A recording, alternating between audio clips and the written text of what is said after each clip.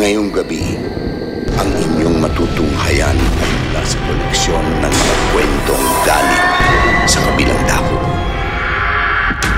Mga bagay na mahirap paniwalaan, maaaring katotohanan, maaaring kathang-isip lamang.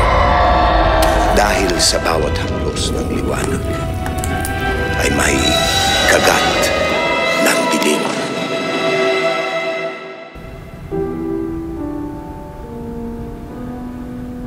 Overtime po ulit, Ma'am Joanne.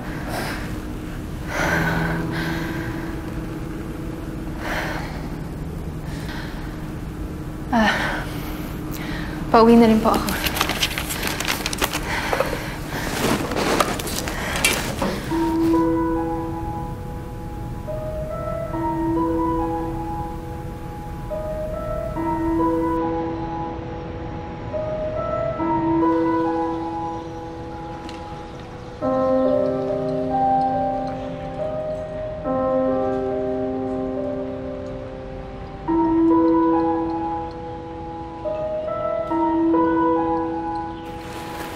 Joanne, itetext sana kita. Buti nandito ka pa. Tara, sama ka sa amin. Mag-video okay kami. Diyan sa malapit lang. Hindi ako pwede. Kayo na lang muna. Ulit? Yan din yung sinabi mo nung nakaraan eh. Friday naman, tsaka payout pa oh. Libre na kita. Sorry, nag-aantay kasi si nanay sa bahay. Wala siyang kasama. Ah, oo nga pala. Pero sana makasama ka na sa amin sa susunod ah.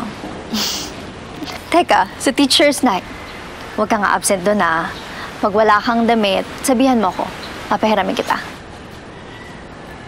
Sige, salamat. Sige, hello mo na lang ako kay nanay ah.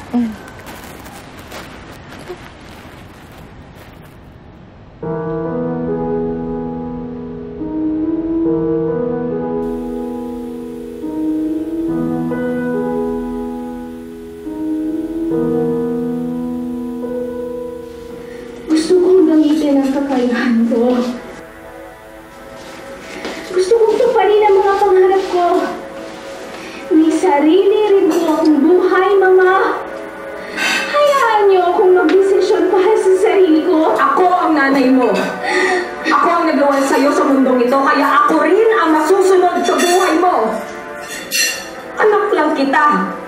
Naiintindihan mo? Hindi ka aalis dito. Hindi mo ako iiwan. Nasasakal na ako, Mama. Nasasakal na ako.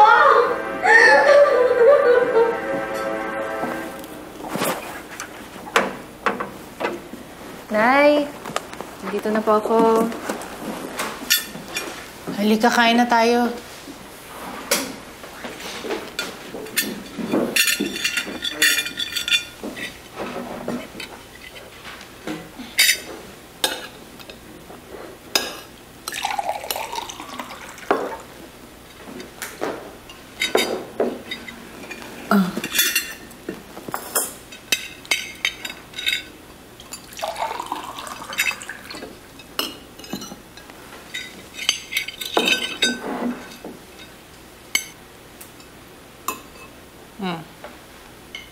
Bakit hindi ka kumakain? May problema ka ba? Nay, nag-email po ulit yung kaklase ko. Sabi niya may opening daw para sa math teacher sa isang private school sa Quezon City. Mas malaki po ang sahod.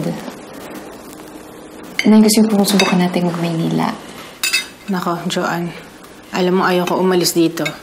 Dito na ako lumaki. Nasanay na ako sa lugar na to. At saka lahat ng sulok dito, kabisado ko. Hindi ako aalis. May mga specialist po ng mata doon.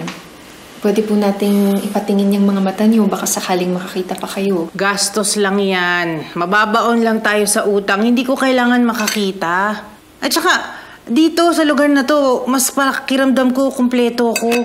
Doon, sa Manila, pupunta ka doon, malaki nga yung sahod mo, malaki rin naman yung gastos doon. Baka mamaya doon pa ako magkaproblema. Sa PAM, ang dumi-dumi doon, ang sikip-sikip, ang baho. Naiisip ko lang po na magandang opportunity yun para sa atin. Tsaka, pwede ko po kayong... Gusto mo umalis dito? Di naman po. Kalimutan niyo na lang po yung sinabi ko.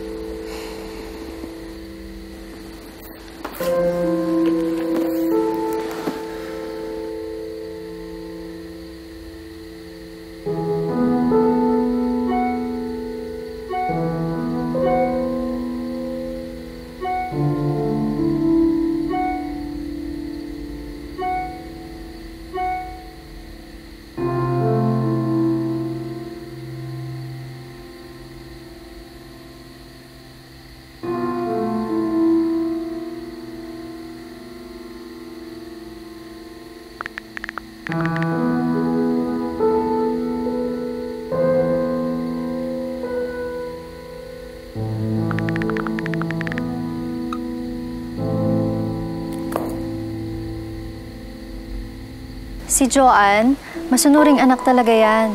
Bago niya gawin yung isang bagay, dapat okay din sa mama niya. Di nga rin siya nakakasama sa mga gala namin eh.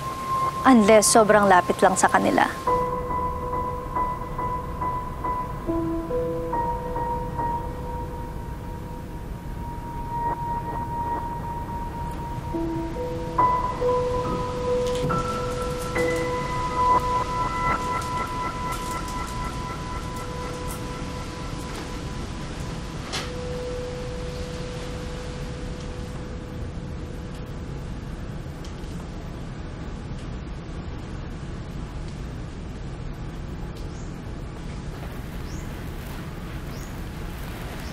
Uy, bilhin mo na kaya yan?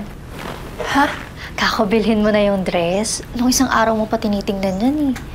Tsaka, mukha namang bagay sa'yo. Pwede mo gamitin sa teacher's night. Wala akong budget para dyan eh. Tsaka mamaya biglang may gastusin sa bahay. Nako, kailan ba yung huling beses na may binili ka para sa sarili mo? Bilhin mo na. Ay, teka, may photocopy pa pala akong handouts. Una na ako ha? Sige.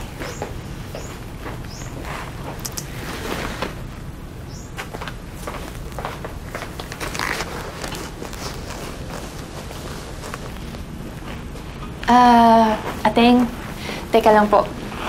May bumili ng damit? Wala pa po, ma'am. Pinapalipat lang po ng may-ari. Kasi po, mukha daw pong pangkasal. Ha? Hindi naman. Ay, ganda nga eh. Ay, ma'am, gusto niyo po bang bilhin? 250 lang po. Sige.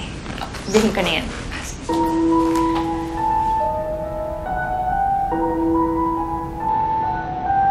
O, paano, Joanne? Mauna na ako, ha? See you later. Sige, ingat.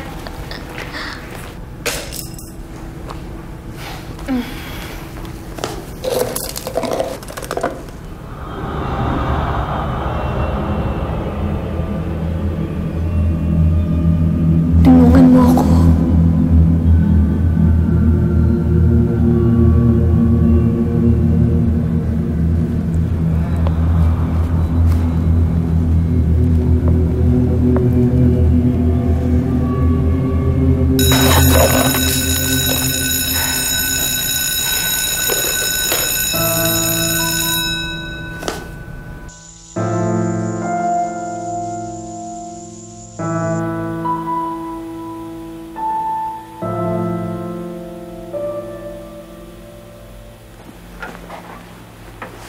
Nay? Ito na po ako.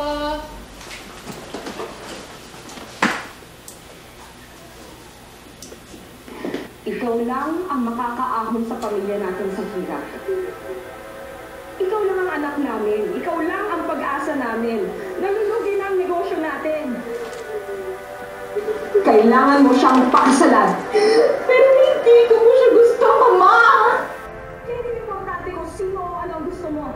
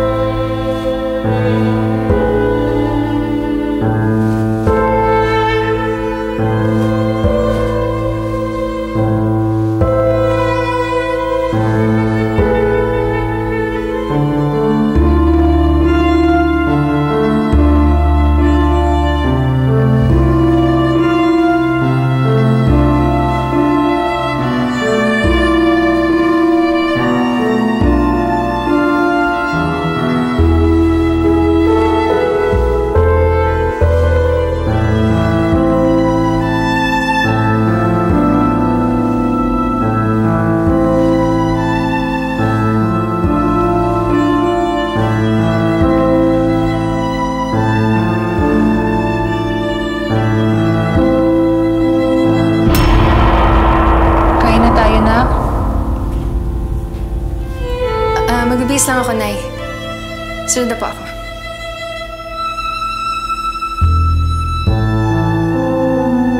Parang maganda ang aura mo ngayon May nangyari bang maganda? May binili po akong vintage dress kanina, Nay. So, ukay-ukay, mura lang. Ganda-ganda mukha pang bago. Malamang nga, bagay sa'yo yun. Pero sana, inipon mo na lang yung perang pinambili mo nun. Gumastos ka pa wala ka naman pinupuntahan.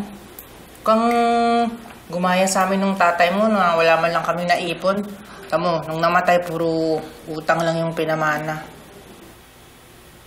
Buti na nga lang, tinutulungan mo ako. Sana huwag kang masasawa.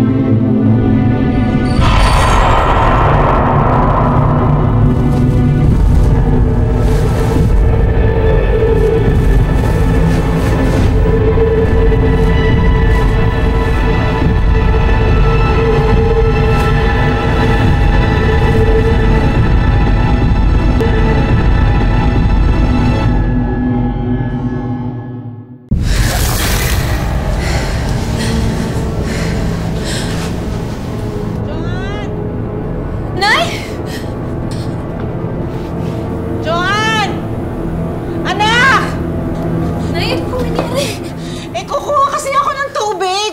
Tapos wala naman yung baso doon sa pwesto. May gumalaw eh. Ikaw ba gumalaw nun? Binalik ko.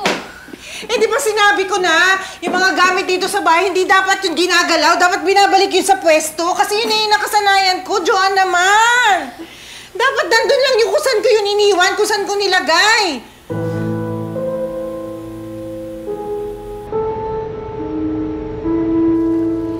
Uy,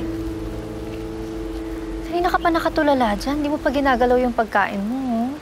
May problema ba?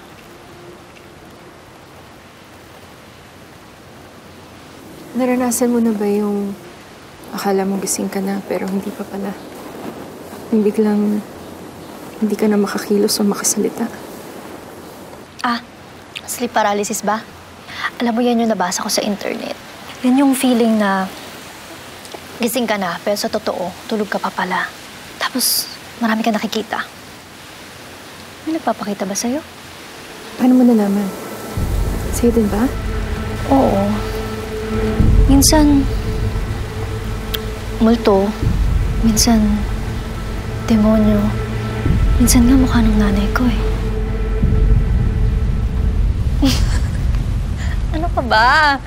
Ang seryoso mo naman. Hindi totoo yung mga nakikita mo. Alam mo, dun sa nabasa ko sa internet, kaya nangyayari sa'yo yan kasi deprived ka sa tulog. Stress ka, kaya ka nag-hallucinate. Ano ba kasi mga iniisip mo? Mga bagay-bagay lang. Pangarap. Katulad ng? Na isang araw makikita ko na lang ang sarili ko na naglalakad palayo sa lahat ng pumipigil sa akin. Ni hindi ako lilingon para tignan kung ano yung iniwan ko. Tuloy-tuloy lang sa paglalakad. Pwedeng huminto saglit, pero hindi para bumalik. Kundi para i-process na, yes, ito na. Magsisimula ng buhay ko. Sana matupad mo nga yung mga pangarap mo.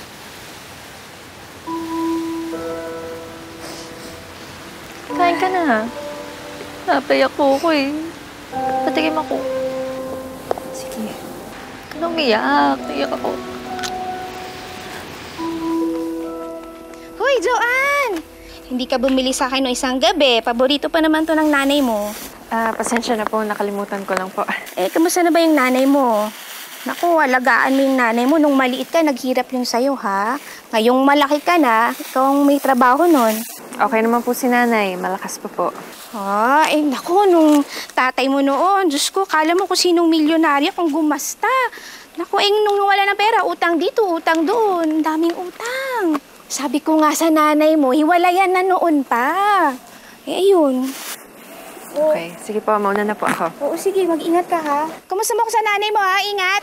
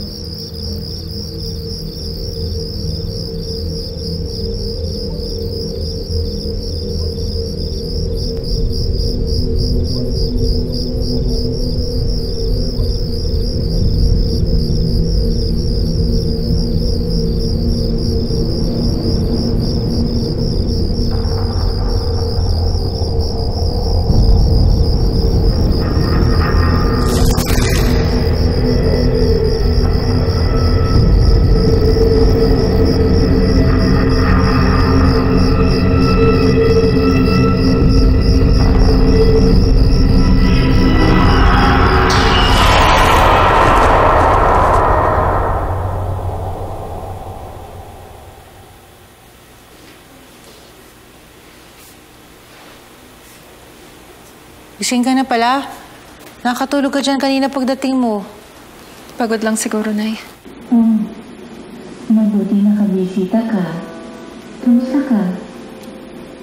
Bakit parang namayat ka yata? Ayoko na po, Auntie. Ayoko sumunod sa gusto ni Mama. Napaka makasarili niya.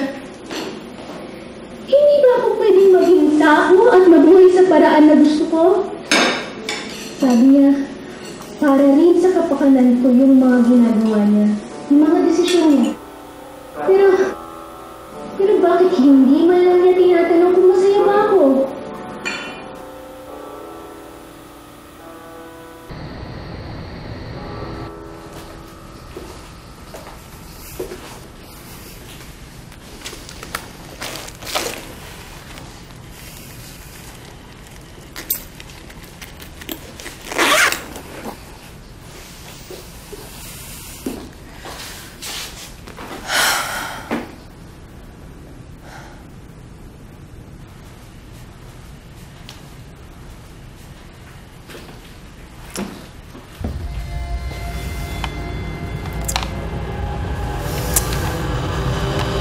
Saan ang galing to?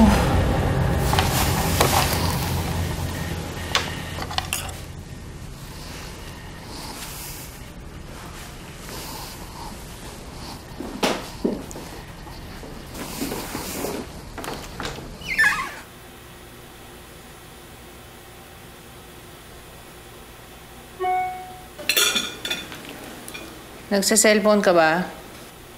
Alam mo naman na sagrado hapagkainan, di ba? Paba mo yung cellphone mo. Sorry po.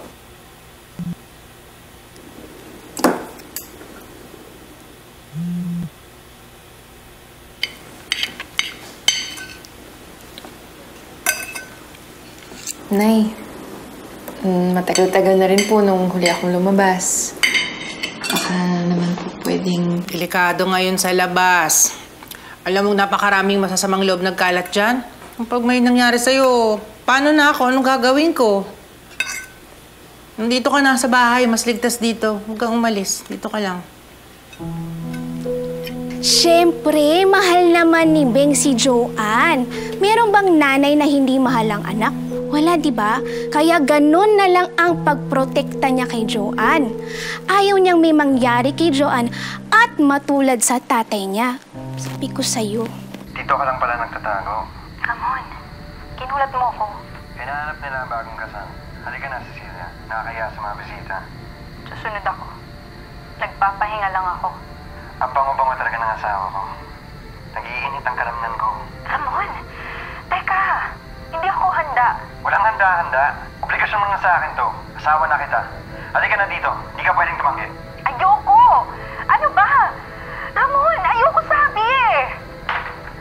Kung di ka papayag, mas matindi pa dyan ang abutin mo. Tama na, Ramon! Nasasaktan ako! Tulong! Tulong, John! Tulungan mo ako! John!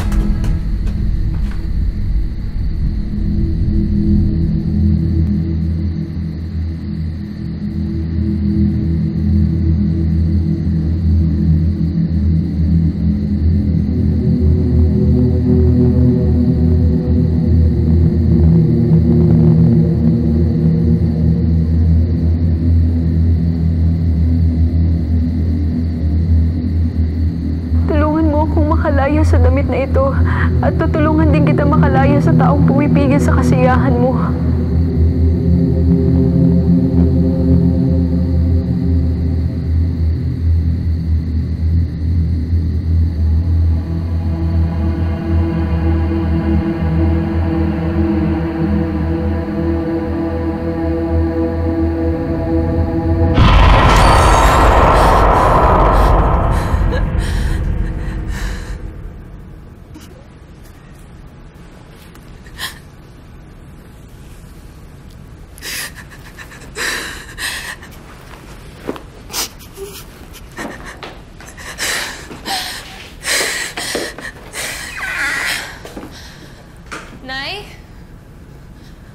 Nay! Ano yun? Kayo po ba yung naglagay ng damit sa kwarto? Nay! Kayo po ba yung naglagay ng damit sa kwarto, Nay?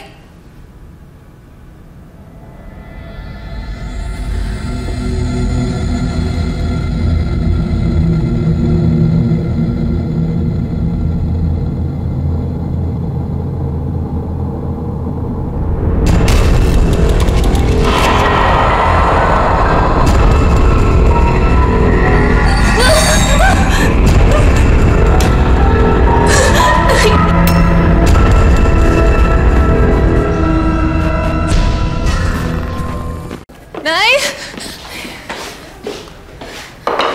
Bakit? Ano yun? Ano nangyari? Ano nangyari? Bakit may mga pasa at kalmot ka? Ha? Ito.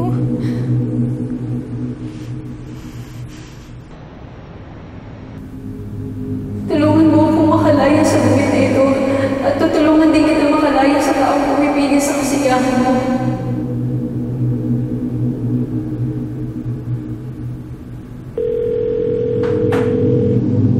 Oh, Joanne, bakit? Hingi sana ako ng favor sa'yo eh. Sige, ano ba yun? Alam kong mahirap paniwalaan.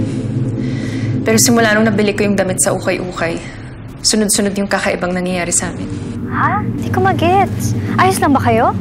Okay lang bang samahan mo si nanay ngayon? May kailangan lang akong puntahan. Sige. Pupunta na ako. Salamat, Wen.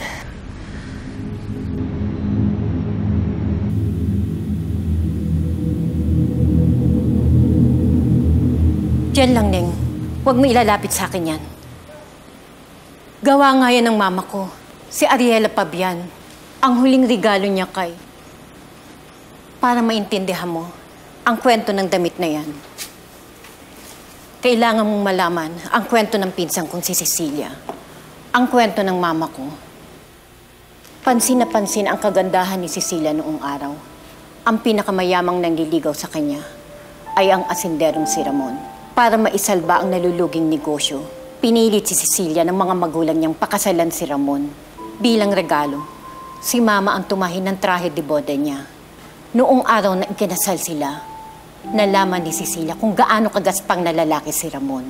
Kinaumagahan, natagpo ang nakabigti si Cecilia sa bahay ni Ramon. Suot pa rin ang punit-punit na damit na yan. Sabi nila, nagbigti daw dahil hindi niya mahal si Ramon. Pero naniniwala ang mama ko. Pinatay ni Ramon si Cecilia at kinabukasan, namatay naman ang nanay ni Cecilia. Para bang sinakal habang natutulog, may mga marka ng daliri sa leeg, may mga pasa at kalmot. Pero bakit hindi kayo nagtataka na buo pa rin tong damit na to? Parang kakatahi lang. Alam niyo kung anong meron sa damit na to, no? Nakikita ko po siya. Si Cecilia. Ginugulo niya kami ng nanay ko. Kailangan ko po ng tulong. Kung ako sa'yo, gagawa ako ng parang para maialis sa buhay ko yan. Punitin mo, gupitin mo kung kaya mo, sunugin mo kung kaya mo. Ibamigay mo sa iba kung maaatim mo. Basta ilayo mo lang yan sa bahay ko. Tapos na ang pamilya ko dyan. Papatay siya. Papatayin kita. Hindi ako mananahimik hanggat walang pumapalit sa akin sa damit na ito. Papatayin kita!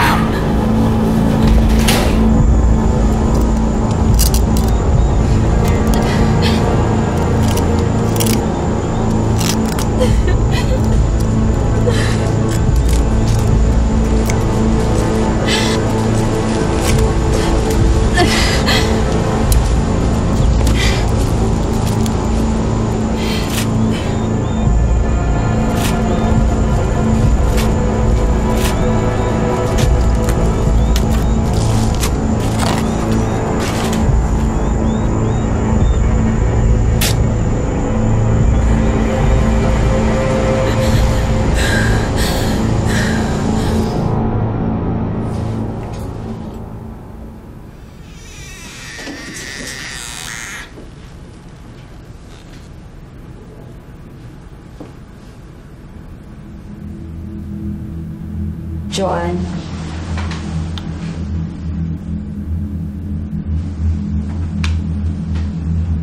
Joanne.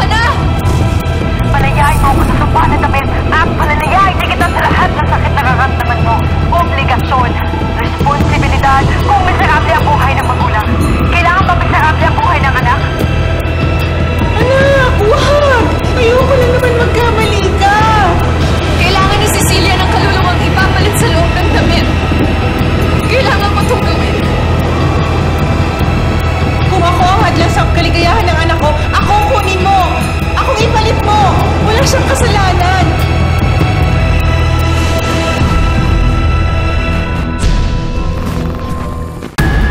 Nay, wag! Nay, wag!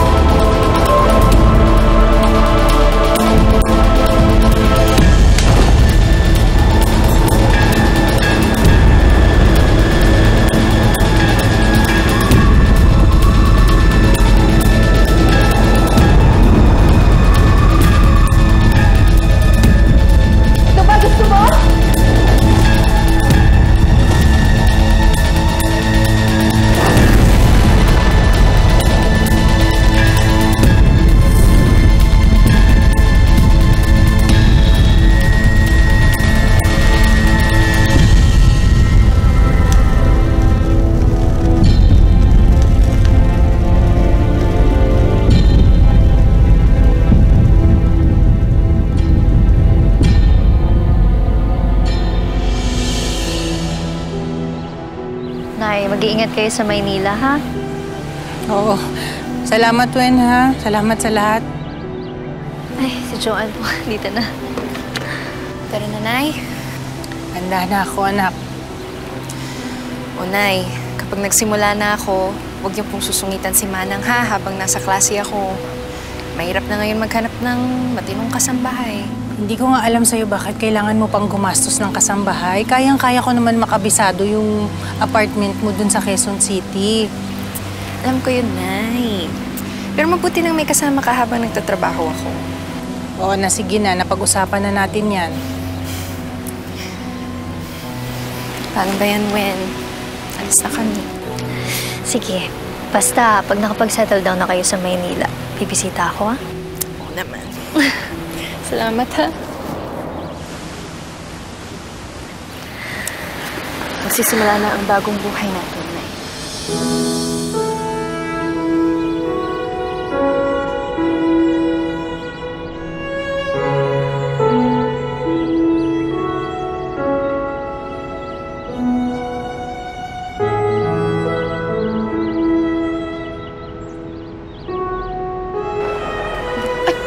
Wow!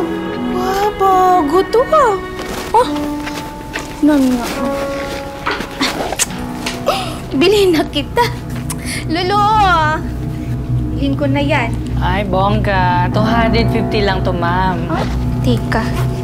Meron ako niyan eh. Ayan. Sakto daw. Ay, ito na po siya. Thank you, ma'am.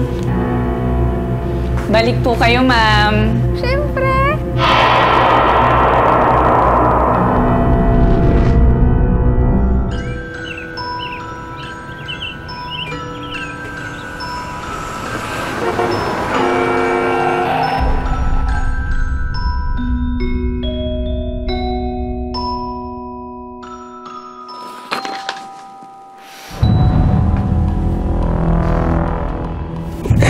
You can stop. Baby Daphne. Baby Daphne.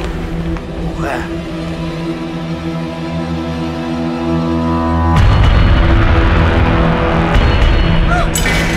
Yung laruang yon ay may sa demonyo.